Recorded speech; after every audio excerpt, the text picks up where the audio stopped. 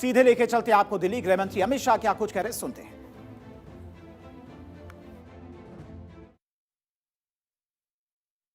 है, जंगल है, पहाड़ी है, ये हमारे वनवासियों भाइयों के लिए आस्था का केंद्र है, आजीविका का साधन भी है और उनकी अस्मिता और संस्कृति का संरक्षण करने वाला अभेद किला भी। और आज सबसे बड़ा सस्टेनेबल मॉडल दुनिया में कोई है तो हमारी जनजातियों ने बनाया हुआ मॉडल है और हम इसकी सुरक्षा के लिए हम आगे आए हैं। सभी जनजातियों ने कोई लिखित नियम के बगैर विविधता में एकता और एकता में विविधता इसके मंत्र को चरितार्थ करने का काम किया है। भाइयों बहनों, मैं यहां आया हूं तब आपको ये बताने आया हूं कि हमारे संविधान निर्माताओं ने हर व्यक्ति को अपने मूल धर्म में स्वमान के साथ जीने का अधिकार दिया है। लोभ, लालच, जबरन कोई किसी का धर्म परिवर्तन नहीं कराने।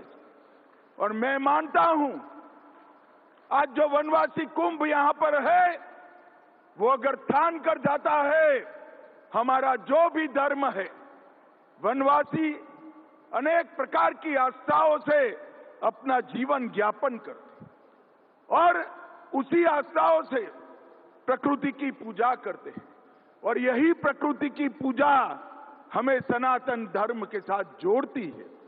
हमारा जो धर्म है इसकी रक्षा करने का संकल्प आज दिल्ली के इस मैदान से लेकर जाना है और वो ही हमें हमारी संस्कृति के साथ भी जोड़कर रखेगा और हमारे देश के साथ भी जोड़कर रखेगा। जो हमें भेद पैदा करना चाहते हैं उनको मालूम नहीं है हजारों साल पहले त्रेता में भगवान राम ने सबरी के झूठे बेर खाकर हमें बहुत अच्छे तरीके से समझा दिया है कि हम सब एक हैं।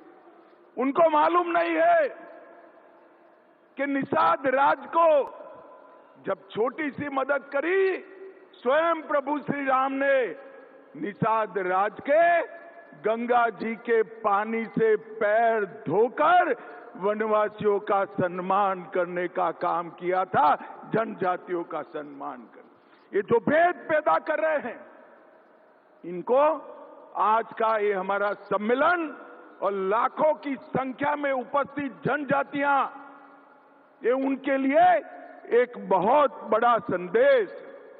मित्रों, आज मैं भी मेरे मंत्रालय के कारण और रुचि के कारण भी ढेर सारे जनजातियों के साथ मिलता जुलता रहता। अभी एक षड्यंत्र शुरू हुआ है कि यूसीसी जनजातियों को अपनी संस्कृति से, अपनी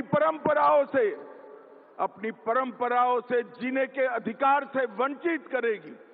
मैं आज इस मंच से नरेंद्र मोदी सरकार के गृह मंत्री के नाते स्पष्ट कर देना चाहता हूं, यूसीसी की कोई पाबंदी वनवासी जगत पर, वनवासी व्यक्ति पर लगने वाली नहीं।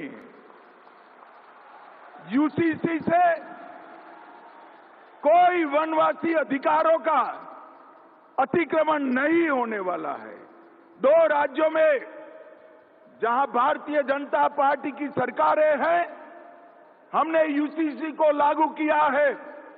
गुजरात और उत्तराखंड और स्पेशल प्रावधान कर यूसीसी से सारे जनजातियों को बाहर रखने का काम नरेंद्र मोदी सरकार ने किया है। नरेंद्र मोदी सरकार ने ये जो भेद पैदा कर रहे हैं मैं उनको बताना चाहता हूं, यूसीसी से हमारे कोई वनवासी भाई, कोई जनजाति का परंपराओं के साथ खिलवाड़ नहीं होने वाला है।